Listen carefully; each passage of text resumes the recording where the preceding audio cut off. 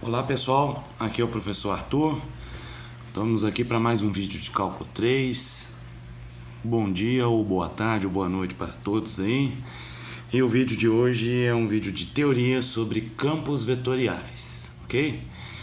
Então a gente vai ter alguns conceitos nesse vídeo, algumas definições, tá? Eu espero que vocês entendam todas elas e que vocês consigam depois separar o que é o que, porque vamos ter vários nomes aqui, ok? Então vou começar com a definição de um campo vetorial.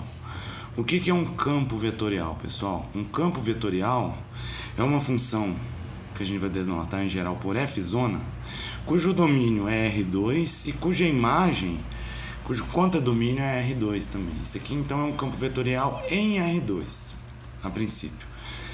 Ou seja, ela é uma função cujo domínio são pontos no plano xy, então você vai ter como dados de entrada um ponto xy e como dado de saída, como imagem da função, vai ser em R2 também, mas em vez de considerar que vão ser pontos levados em pontos, a gente vai considerar que vai ser pontos levados em vetores, ou seja, f de xy é um elemento de R2 que vai ser denotado por p de xy e q de xy, ou como sendo p de xy mais q de xyj, né? Onde i é o vetor 1, 0 e j é o vetor 0, 1, certo?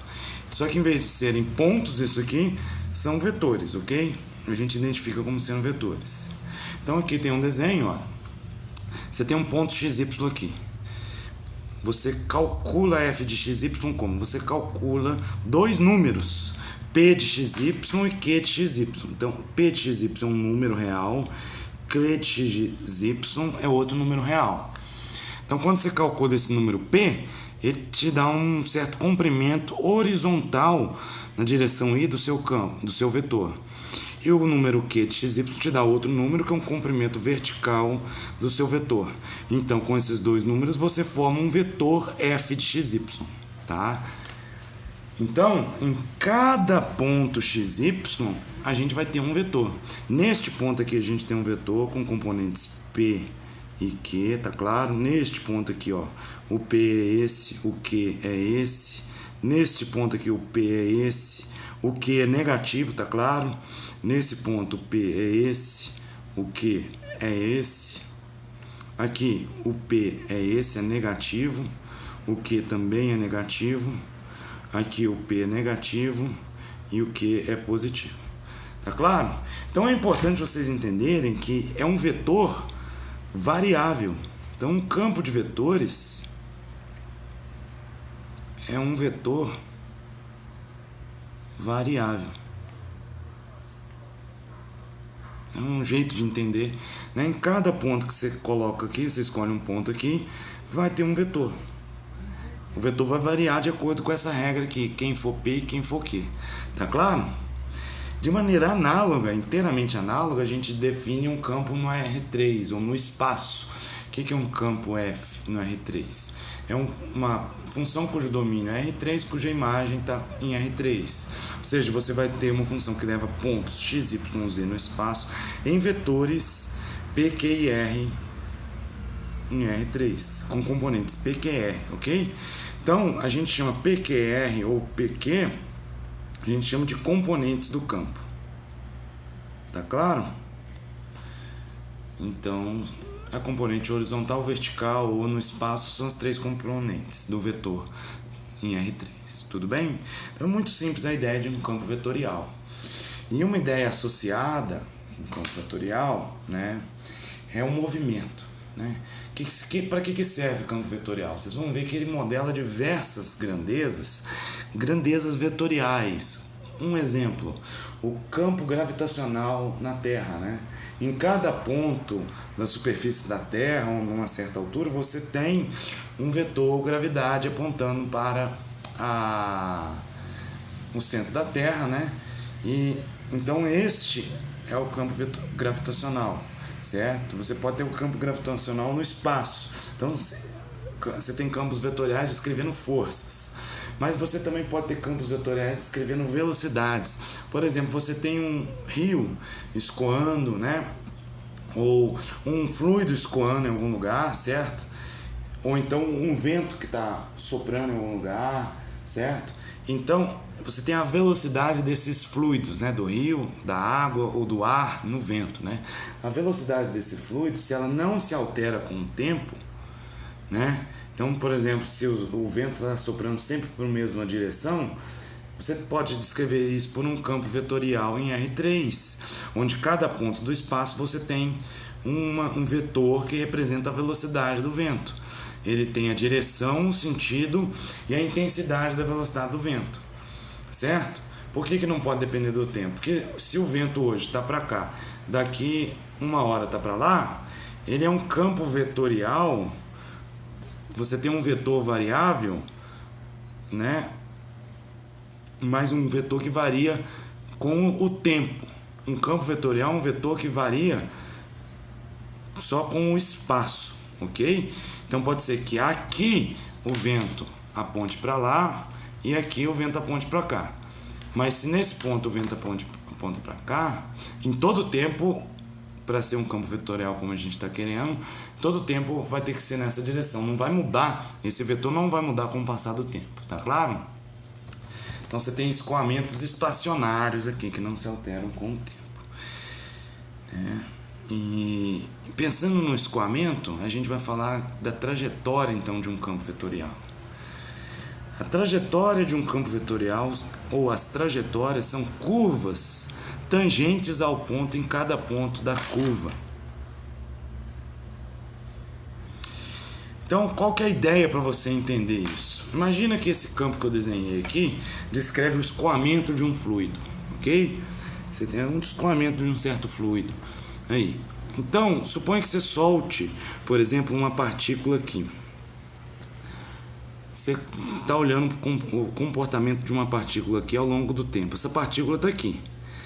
Depois de um instante, como esse vetor aqui preto aqui é o vetor velocidade da partícula, depois de um certo instante a partícula vai estar aqui, certo? Depois de um certo instante ela pode estar aqui. Então ela pode descrever esse movimento aqui, ó. Tá claro? Então, aqui, como ela tem essa velocidade, ela vai andar para cá, certo? Daí ela tem essa velocidade, ela vai andar para cá, ela vai andar para cá, tá claro? Então você tem aqui, olha só, você tem uma trajetória aqui, que em cada ponto dessa curva, o vetor tangente a essa curva, o vetor velocidade, é o próprio campo vetorial, tá claro?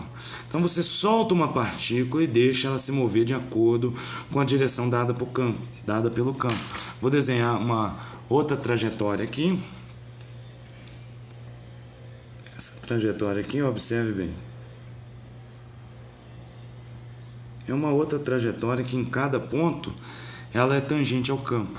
Então você soltou a partícula aqui, ela evoluiu dessa forma. Você solta uma partícula aqui, ela pode evoluir dessa forma. Então nada mais é de que você colocar, na verdade você está colocando vetores em todos os pontos aqui do plano e olhando qual que é o movimento que esses vetores induzem, né, no seu fluido. Tá claro? Então essa é a definição geométrica, né, da trajetória de um campo vetorial, uma curva cuja vetor tangente em cada ponto é o próprio campo vetorial. Então, qual que é a equação dessa curva? Que equação que essa curva pode obedecer? Como que a gente vai obter a equação dessa curva? Observe aqui. Suponha que a gente tem uma parametrização de uma trajetória do campo. Então, o que essa parametrização deve satisfazer? Essa parametrização é uma função vetorial que descreve o movimento dessa trajetória. Quem é o vetor tangente à trajetória em cada ponto? O vetor tangente à trajetória em cada ponto, pessoal, é o vetor R' de t.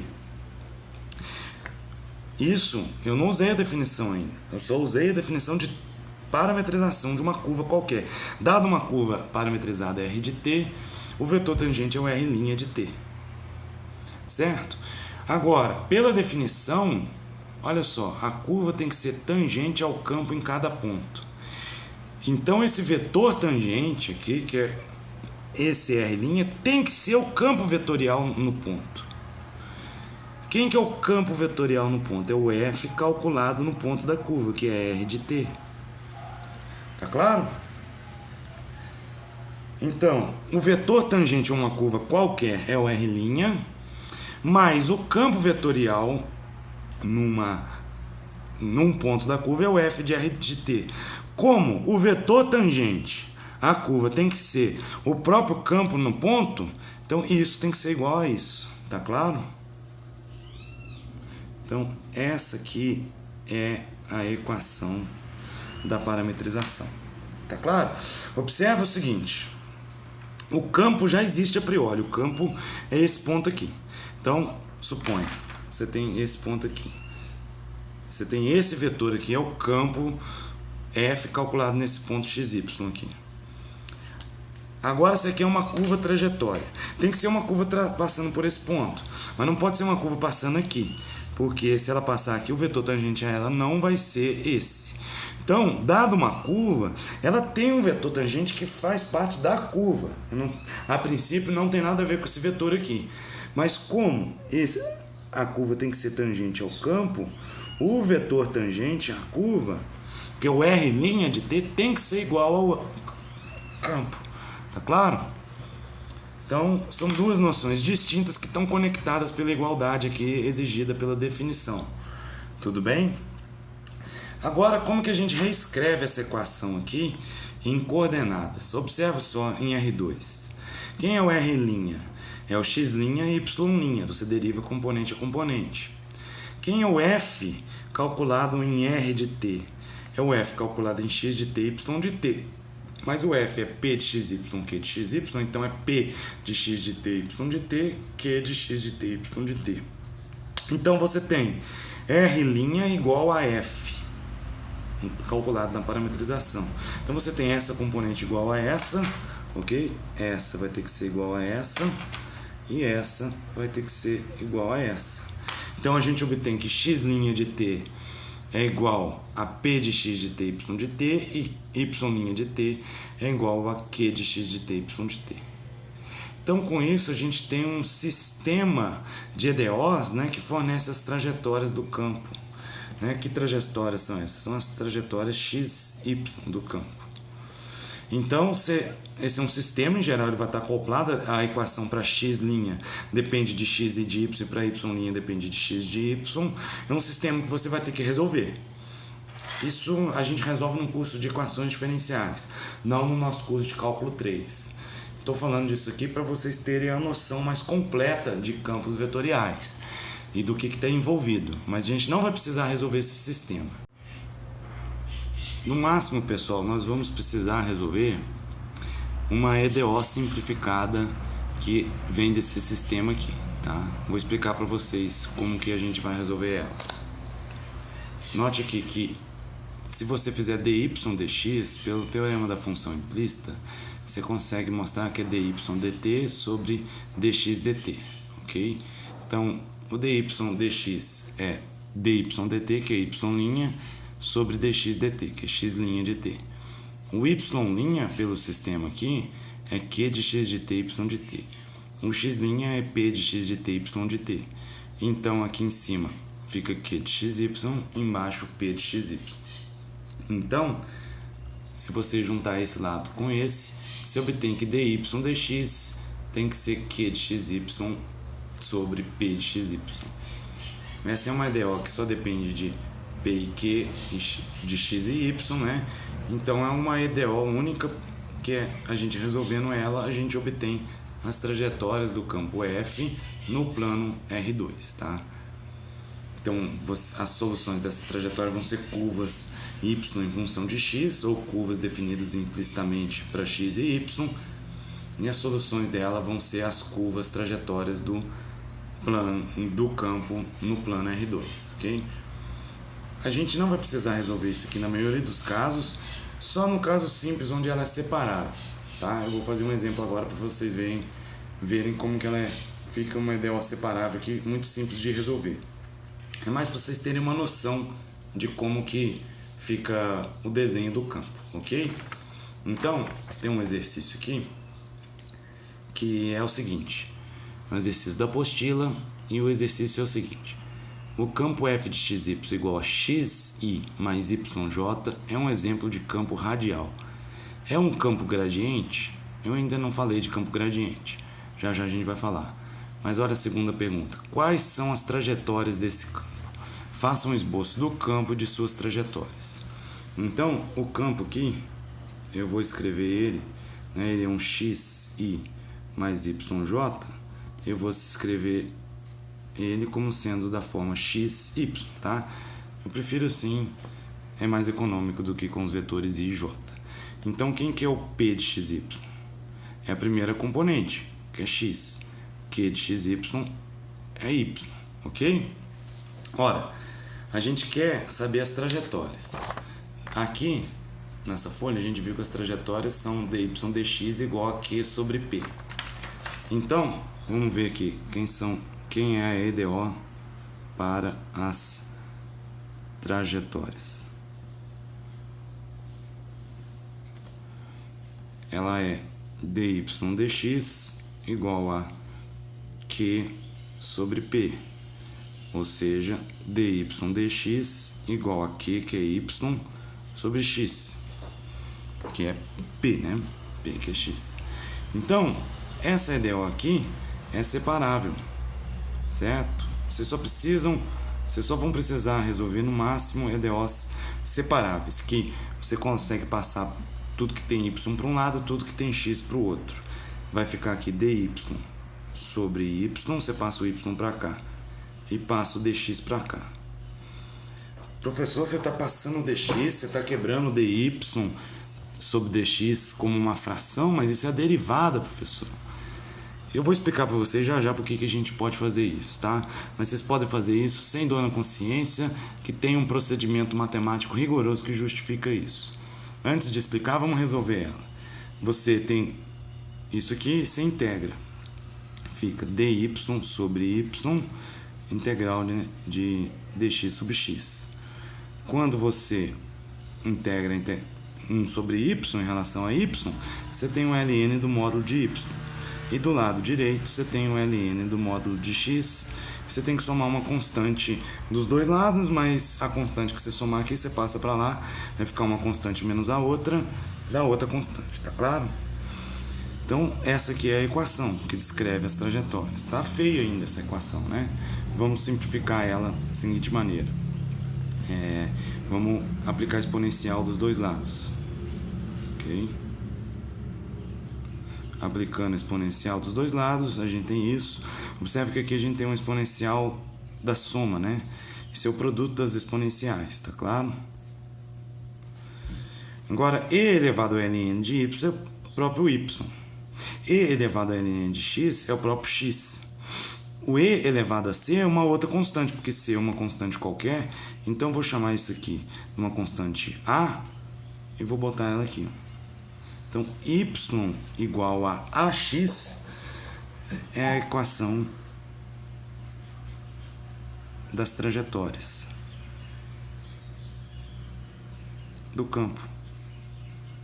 Como assim? E quem que é aquele parâmetro A? Né? Quem é aquele parâmetro A ali? Aquele parâmetro A varia de acordo com o ponto, porque ele vem da constante de integração. Vamos ver aqui agora o campo. Olha só, você tem um ponto aqui, xy aqui, certo? Esse cara aqui é o x, esse cara é o y. Então, o vetor de 0 até o ponto, não é o vetor posição do ponto? Observe o que então? Xy é o vetor posição. Então, o campo aqui nosso, esse campo nosso, é o campo vetor posição, ou seja, você pega um ponto aqui. Qual que é o vetor posição do ponto? É o vetor que vai da origem até o ponto. Então, você apoia esse vetor no ponto, tá claro? Então, você coloca o vetor aqui. Esse que é o campo. Observe se você pegar esse ponto aqui. Qual que é o vetor posição desse ponto? É esse vetor aqui, ó. Observe, quem que é o x desse ponto? Esse tamanho. Quem que é o y desse ponto? É 0. Então, você pega um vetor cuja componente horizontal seja S, cuja componente vertical seja 0, e apoia esse vetor aqui, você tem isso. Se você pegar um ponto aqui, qual que é o x desse ponto? 0. Então, a componente I ou componente horizontal desse campo é zero, nesse ponto, né? Do vetor nesse ponto. Agora, quem que é o y desse ponto? É essa altura pequenininha. Essa altura pequenininha vai ser o componente vertical desse ponto, desse vetor, nesse ponto, certo? Começando desse ponto, então vai ser esse. Se você pegar aqui, vai ser esse. Se você pegar aqui, vai ser esse. Se você pegar aqui, vai ser esse. Aqui, assim, tá claro para vocês que então é um campo que vai se afastando da origem, e à medida que você se afasta da origem, ele aumenta a intensidade, né? Quem que é a norma de f? Quem que é a norma de f? É a raiz quadrada de p ao quadrado mais q ao quadrado, né? Porque o f, ele tem componente p e q, né? Pelo teorema de Pitágoras, a norma do campo é aquela ali. Então, quem que vai ser aqui no nosso caso? X ao quadrado mais y ao quadrado, que é exatamente a distância do ponto à origem. Então, quanto mais longe o ponto está da origem, maior é a norma do campo. E a direção do campo é a direção do vetor posição. Tá claro? Então, esse aí é o campo. É um monte de vetor, né? Por isso que chama campo de vetor. Que você tem como se fosse um campo de uma plantação mesmo, assim. Vetores plantados em todos os pontos.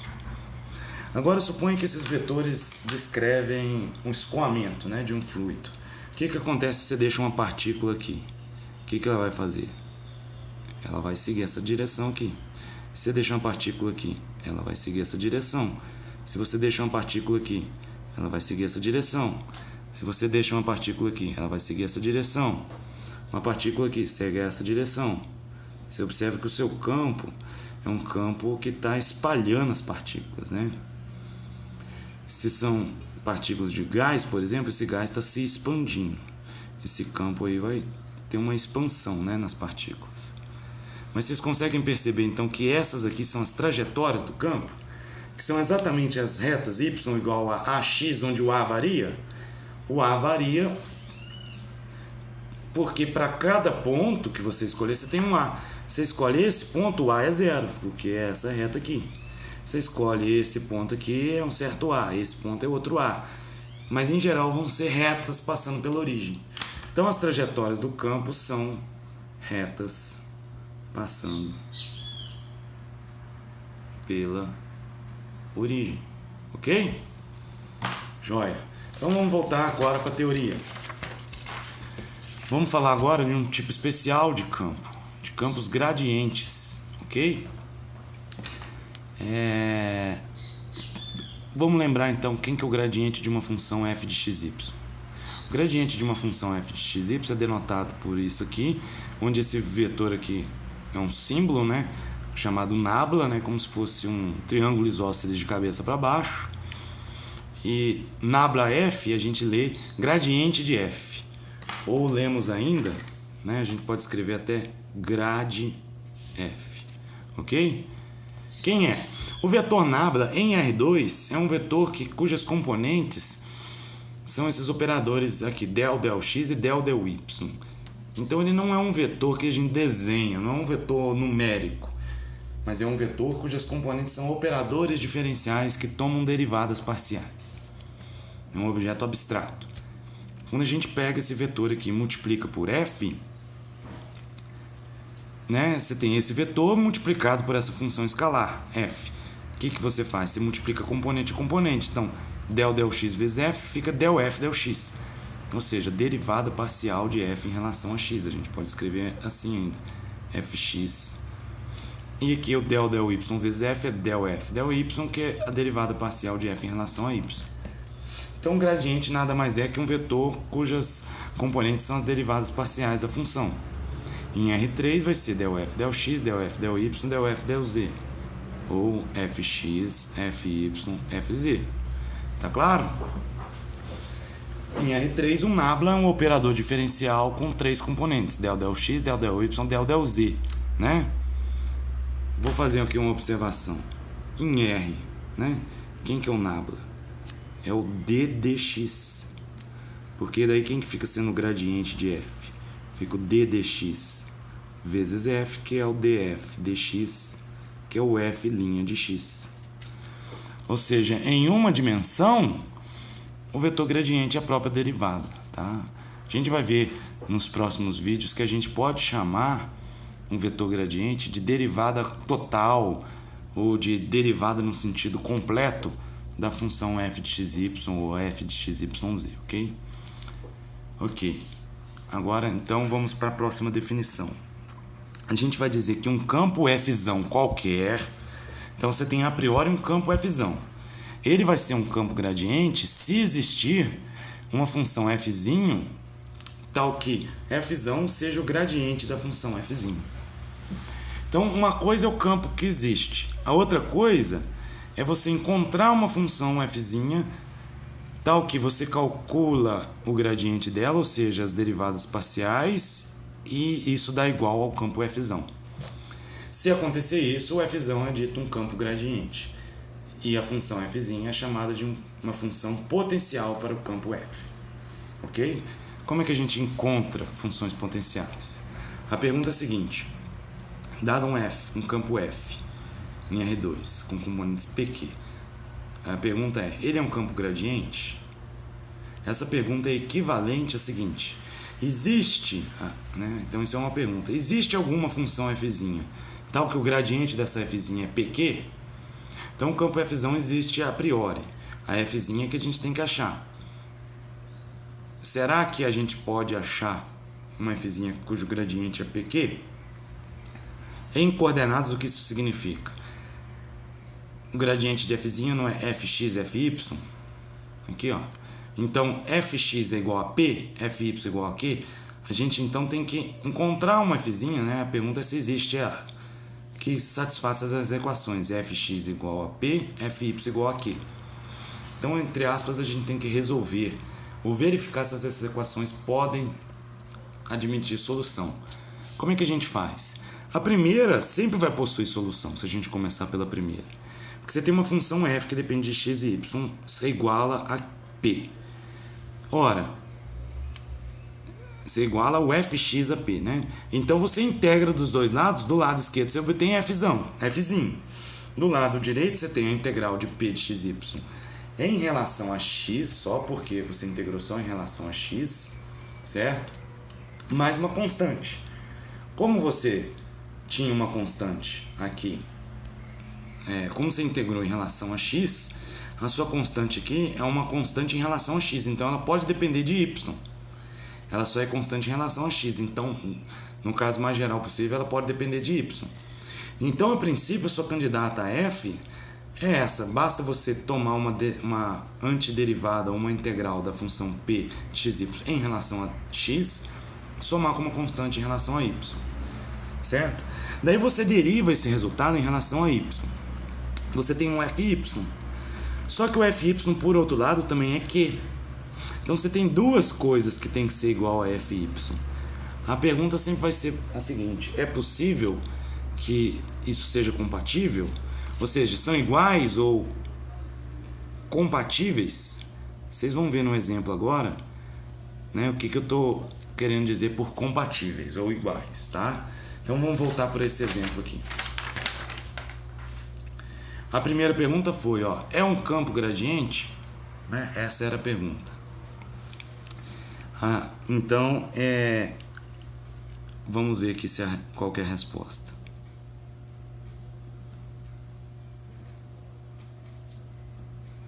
A gente sabe que essa pergunta é equivalente a existe f de xy tal que fx é igual a p e fy é igual a q? Ou seja, quem é o fx? O fx tem que ser p, que é x. O fy tem que ser q, que é y. Isso aqui é possível? Vamos ver a primeira. A primeira, se a derivada de uma função f em relação a x é x, quem que tem que ser a função f? A função f tem que ser x ao quadrado sobre 2, certo? Porque você deriva isso aqui em relação a x da x, mais uma constante que depende de y. Porque qualquer coisa que tiver aqui que dependa só de y, ou que seja 2 ou 4 ou uma constante, quando você deriva em relação a x, isso some e fica só x. Pode ser que aqui tenha um ln de y, um seno de y, qualquer coisa, tá claro? Ok, mas isso aqui, né? Quem que é o fy? Dessa função aqui, o fy tem que... Ele é quem? Ele é c' de y. Só que o c' de y, que é o fy, tem que ser então igual a esse y ali, tá claro? Porque esse fy aqui e esse tem que ser compatíveis, ok? Então a gente pega os dois e joga aqui, ó, iguala um com o outro e vê se isso é possível. Tá claro? Então c' de y é y. Quem é o c? O c de y, quando você deriva o c, certo? Em relação a y dá y. Então quando você integra o c', você tem isso, y² mais uma constante k sobre 2, né? Y² sobre 2. Porque quem que é o c' de y aqui? Desce o 2, fica y. Então você joga esse c de y aqui em cima, você observa que f de xy é quem? x² sobre 2 mais y² sobre 2 mais k. Por que eu não coloquei um k de x aqui, do mesmo jeito que eu coloquei c de y aqui? Porque o meu c eu já sei que depende só de y. Então quando eu faço essa integração aqui, eu sei que é só uma constante k mesmo, não tem x na jogada. O x já ficou para trás. Então para qualquer constante k, observa essa função aqui, né? Quem que é o gradiente dessa função? Agora a gente confere. O gradiente é a derivada dela em relação a x, que é x, né? A derivada do k é zero aqui, a derivada desse cara é zero. A derivada dela em relação a y, desse pedaço dá zero, desse pedaço dá y e desse pedaço dá k. Então, o gradiente dessa função é f' igual a f. Então, a resposta é sim. Essa f' aqui é uma função potencial do campo f'. Tá claro? Agora observa o seguinte. Quem que são as curvas de nível de f? Vão ser f de xy igual a constante, vai ser x² mais y² sobre 2, ok? Igual a uma constante. Daí você passa o k para o lado direito, tá claro? Fica constante menos o k, fica uma outra constante, multiplica por 2. Então vai ficar uma constante barra aqui. x² mais y² igual a constante barra. Que são essas curvas de nível? São círculos. Ok? Ok. E o que é importante? As curvas de nível, né? O gradiente de f não é perpendicular às curvas de nível de f. O gradiente de uma função sempre é perpendicular às suas curvas de nível. Ok? Mas quem é o gradiente? O próprio campo. O campo vai ser perpendicular aos círculos, que são as curvas de nível de f. Isso é verdade, né? Porque quem que é o campo? Esse campo radial aqui, quem que é as curvas de nível? Circunferências. Então você tem circunferências aqui, tá claro? Em cada ponto dessa circunferência, o campo é perpendicular à circunferência. Quem que são essas circunferências aqui? São as curvas equipotenciais. Ok? São as curvas de nível de f de xy. Então, pessoal, resumindo, quando você tem um campo que é gradiente, ele tem uma função potencial f'. E ele é igual ao gradiente da função potencial f', que por sua vez é perpendicular às curvas de nível. Então, nesse caso, a gente vai chamar essas curvas de nível de curvas equipotenciais, que são as curvas onde o f de xy é constante, ou seja, nessa curva aqui maior, o f de xy é o mesmo em todos os pontos, ou seja, o potencial é o mesmo. Então todos esses pontos nessa curva têm o mesmo potencial, por isso que elas chamam equipotenciais, tá claro?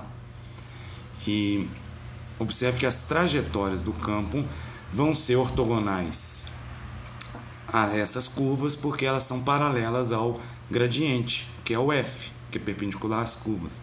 Então, para campos gradientes, você tem as trajetórias e as curvas equipotenciais que formam curvas ortogonais umas às outras. Nesse exemplo, a gente tem as retas passando pela origem, elas são perpendiculares a todas as circunferências cujo centro é a origem, que são as curvas de nível da função potencial. Tá claro? Bom, vamos voltar então para a teoria, né? Então essa aqui é a condição, né, que tem que ser satisfeita, essas duas equações para que o campo tenha uma função potencial. Você tem que encontrar essa função do jeito que a gente fez agora.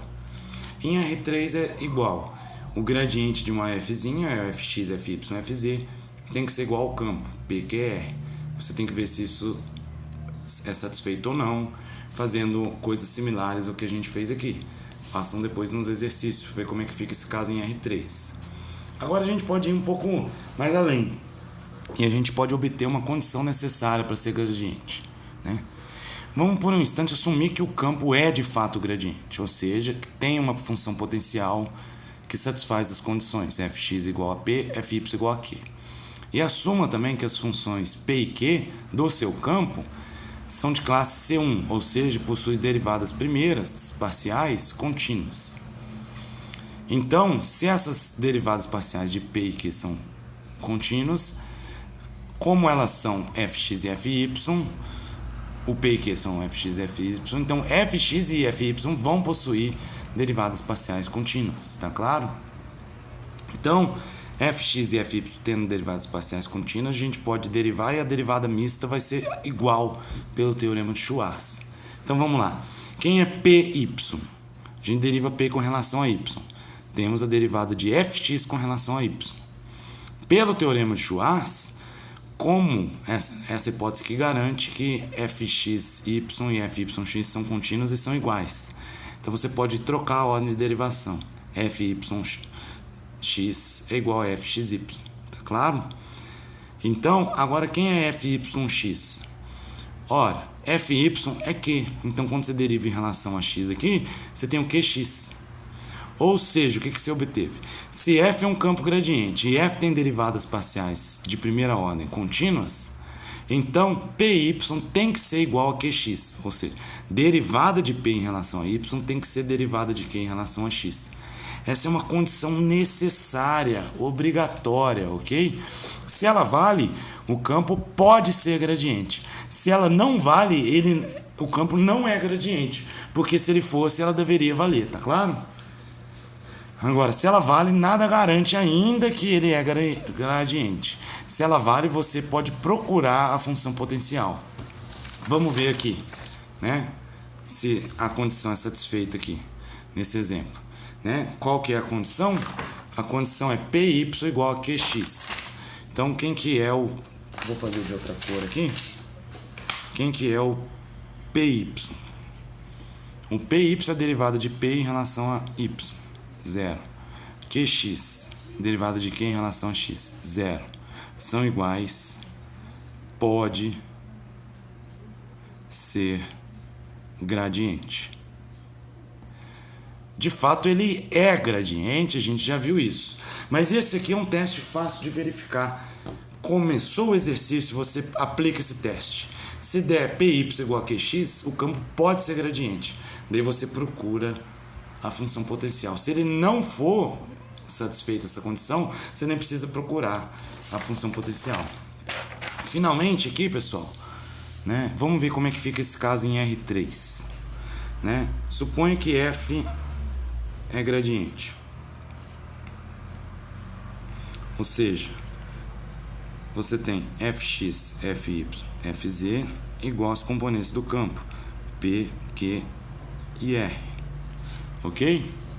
Então, assumindo que f é de classe C1 também, né, assuma aqui então que f é de classe C1. Ou seja, tem derivadas parciais contínuas.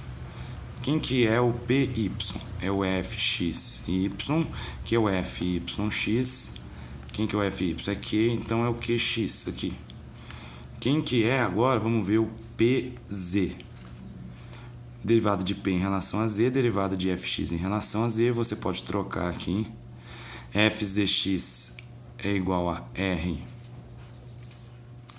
RX, ok? E finalmente a gente pega aqui do Q em relação a Z. QZ é FYZ, inverter na ordem é FZY, o FZ é R, então esse aqui é o RY. Ou seja, se F em R3 é gradiente, ele tem que satisfazer PY igual a QX, que é a mesma condição anterior. Além disso, ele tem que satisfazer PZ igual a RX e QZ igual a RY. Tá claro? Mesma coisa a gente pode dizer aqui, condições necessárias. Se elas valem, o campo pode ser gradiente, você tem que encontrar o potencial usando o raciocínio de cima. Se não vale, o F não é gradiente. Então, não é gradiente, ok? Bom, então esse vídeo tem muitos conceitos. Eu espero que vocês tenham assistido até aqui, certo? Né? Vocês estão assistindo todos os episódios aqui da nossa série de Cálculo 3? Espero que vocês estejam gostando, estudando, e até o próximo vídeo. Vai ser um exercício sobre isso aqui, a gente vai aprofundar um pouco mais com o exercício, ok? Até a próxima e bons estudos.